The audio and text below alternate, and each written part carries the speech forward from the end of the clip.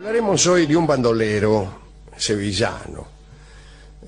Francisco Jiménez Ledesma nació en 1820 en España, en Cantiliana, un pueblo a unos 30 kilómetros de Sevilla. Por Cantiliana pasa el río Guadalquivir, que es el río de Sevilla, el hermoso río que antes se llamaba Betis. Por eso el club se llama Betis y no Guadalquivir, como debería llamarse. Bueno, el padre de este muchacho, Francisco Jiménez de Ledesma, era barquero, trasladaba personas en una barca que era propiedad del ayuntamiento de Cantiliana, y él trabajaba de chofer de la barca, de piloto de la barca. Francisco ayudaba a su papá. El papá era un poco enfermizo, muy bien, y a veces se enfermaba tanto que el propio Francisco tenía que operar como barquero. Pero estaban enemistados con el alcalde de Cantiliana. No tenía ninguna simpatía por la familia Ledesma. Un buen día el alcalde decidió redondamente nombrar un sustituto del barquero y los rajaron, al viejo y al pibe, ¿no? Tuvieron que entregar la barca y ya sin empleo, igual al pibe, a Francisquito, le quedó el apodo de el barquero de Cantiliana. Y tuvo que buscar trabajo. El viejo se puso tan enfermizo que se murió. Y a Francisco nadie le daba trabajo por no enemistarse con el alcalde, que lo tenía montado entre ceja y ceja. Por fin encontró un trabajo, pero en otro pueblo cercano, llamado Boliulios, se llama este pueblo. ¿De esa forma? Boliulios, pero sí, a mí me parece, a ver si hay algún sevillano por acá, porque Boliulios de mitadores, mitación, algo así. Boliulios de no sé qué se llama. Bueno, ahí vivía este muchacho, mejor dicho, ahí consiguió un trabajo. Un día, volviendo de Boliulios, Francisco se encontró con una muchacha hermosa. Se llamaba María. Y era nada menos que la novia del hijo del alcalde. María se enamoró instantáneamente de Francisco. Y lo citó para aquella misma noche a la ventana de su casa, como ocurre en Andalucía. Las minas te dan apuntamento en la reja, junto a la reja. Veme esta noche junto a la reja, etcétera, etcétera, etcétera. Muy bien. Parece que aquella ventana se abría a un callejón poco transitado. Y allí, contra una reja, se presentó Francisco. Mientras conversaban, pasó un vigilante y los vio. A la mañana siguiente el alcalde ya sabía todo. Oh, qué chuma, el alcalde cuyo hijo era novio de la mina. Por favor. La mina, escúcheme, ¿no? Bien. Inmediatamente organizó una venganza, el alcalde. Participaron de ella el propio hijo, o sea, el novio de María, y dos primos medio pesados.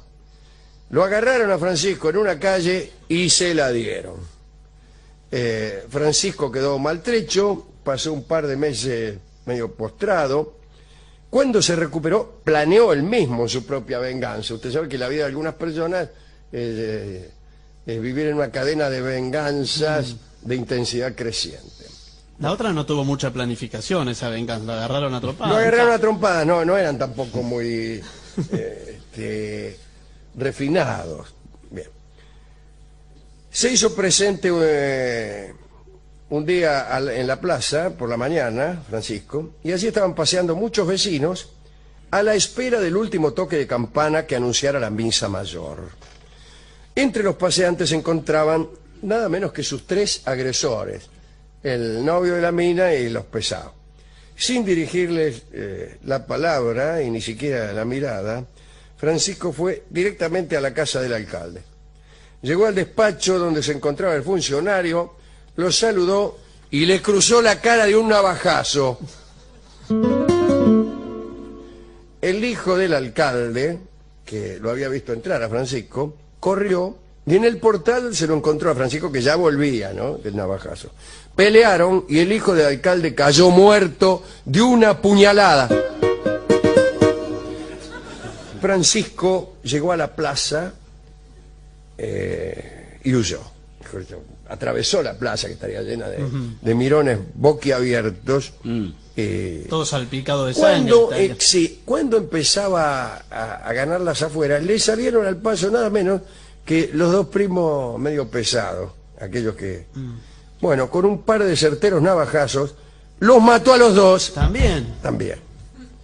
Después salió del pueblo y no volvió. claro. Y nunca pudo ver de nuevo a la hermosa María. Mirá todo el lío por un rato ahí contra la reja. El alcalde, que no se iba a quedar con esa, organizó a un grupo de hombres para que persiguieran a Francisco. En los caminos, Francisco, el antiguo barquero de Cantiliana, se hizo bandolero. Dice más, sí, ya que estoy rajando por asesino, redondamente me hago bandolero y chao. Robaba a los ricos, mitad por ideología, mitad porque los ricos tienen más plata, ¿no?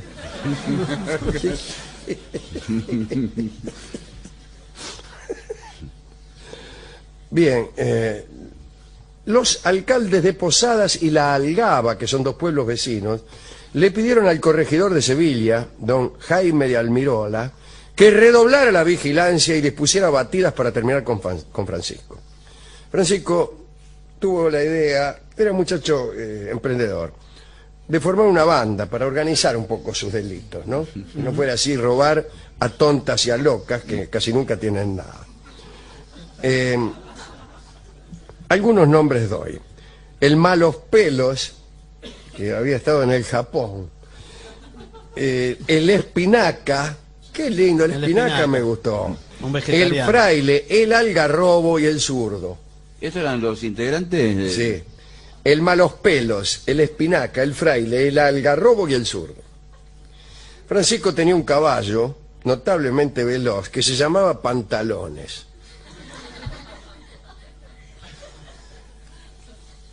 A mí un día me contó Adolfo Castelo que él iba a jugar al fútbol con unos tipos que no eran de su barrio, sino del barrio de la casa de su abuela. Y cuando él iba a visitar a su abuela, por ahí jugaba casi como desconocido algunos partidos. Y dice que él tenía unos pantalones cortos, pero por abajo se le salían los calzoncillos. Calzoncillo largo y pantalón Y corto. que en ese ámbito le decían calzoncillo.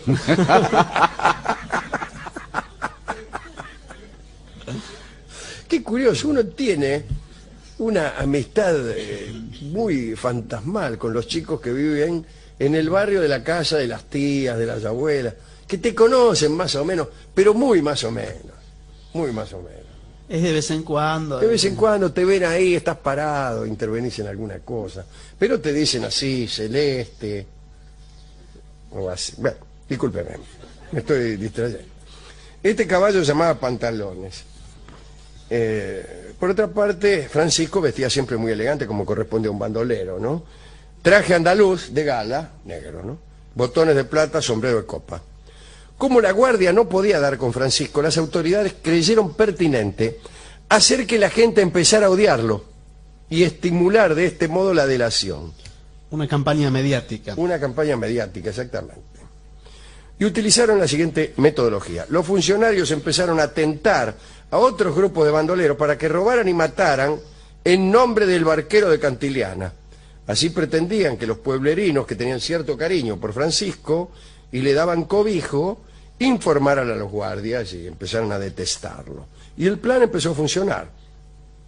Francisco se enteró de que se cometían crímenes horribles y también de que los malandras se identificaban dando su nombre. Indagó más y supo que existía una asociación secreta constituida por personas de relieve que contrataba esbirros en otros pueblos para atribuirle crímenes. Y entonces Francisco empezó a perseguir a quienes se hacían pasar por él. Y agarró unos cuantos. Ninguno negó pertenecer a la asociación secreta, cuyo iniciador había sido el alcalde de La Algaba. Una vez capturados los inculpados, Francisco tuvo la delicadeza de colgarlos. Lo hizo en sitios frecuentados. Después de las ejecuciones le ponía a cada difunto un cartel en el que quedaban descriptas las fechorías del ajusticiado. De este modo el pueblo sevillano y los alrededores fueron conociendo a los reales autores de los crímenes que se le imputaban a Francisco. El alcalde de La Algaba reunió entonces a cientos de hombres en un ejército enorme y contrató para comandarlo a un pesado que se hacía llamar el Matasiete. Muy bien, la persecución a Francisco fue implacable. Finalmente lo rodearon alrededor de la hacienda de un amigo de Francisco, que se llamaba Juan Galindo. Francisco trató de huir en su caballo, el veloz Pantalones, pero los acribillaron a los dos. Francisco tenía 29 años. El Galindo, el dueño de la hacienda, una vez terminado el tiroteo, solicitó a Matasiete que le entregara el cadáver de Francisco y el capitán dio su permiso. El barquero de Cantiliana fue enterrado en el cementerio de Posadas, que es otro pueblo andaluz, también bañado por el ya citado río Guadalquivir. Y esta es la historia de bandoleros que quería yo contar. Pero todo por una enemistad familiar. Si no hubiera sido por eso, etcétera. Ahora, discúlpeme, ¿y María a todo esto qué hizo? No se supo más de María, que para mí es el punto central de esta historia. ¿Cuál es el punto central? Sí. Una mina que andaba con el hijo del alcalde y de golpe le gustó otro y lo citó para ir contra la reja. Y con eso morimos 37. Claro.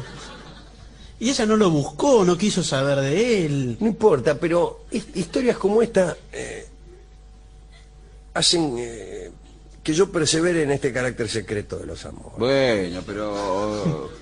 ¿Por qué a mí no me agarraron y me mataron? Porque ¿No se enteraron? ni siquiera voy a la reja. Le paso y le chisto nada más. Con la mano en el bolsillo, pss, y la mina de adentro sabe que fui yo. ¿Eh?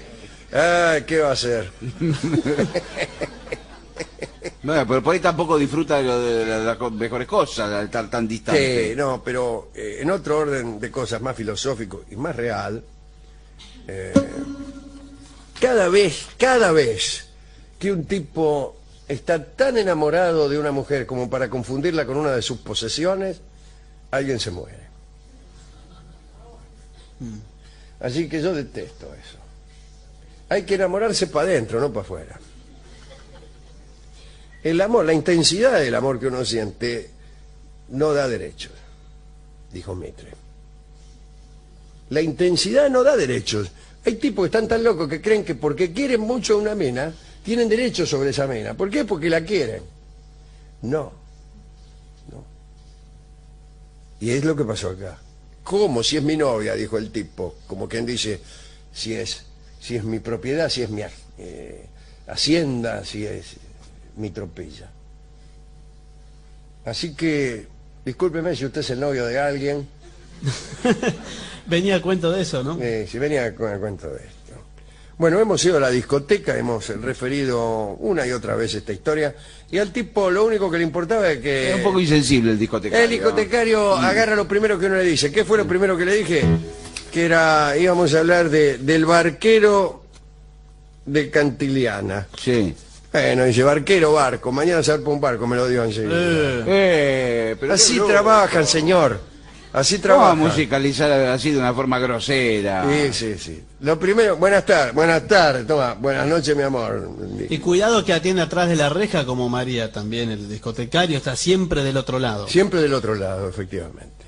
Así que escucharemos Mañana zarpa un barco, que es un bello tango de Lucio de Mare, en la interpretación justamente de Karina Biorlegui, con el trío de Fernando Marzani, con lindos arreglos.